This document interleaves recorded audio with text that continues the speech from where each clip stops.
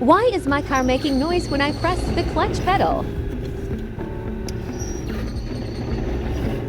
Hello guys, today I have a 2018 Renault Kwid. So the problem with this car is that when the engine is off, you can be able to select all the gears, but once you start the vehicle, you won't be able to select any gear. So the problem started as a noise. You could hear a noise whenever you depress the clutch to change a gear, and the noise went worse to the extent that now when the vehicle is running, you can still hear the sound, but the sound becomes worse when you depress the clutch pedal. So that can only point to one thing: the clutch kit needs to be replaced. Let's see what the vehicle is doing.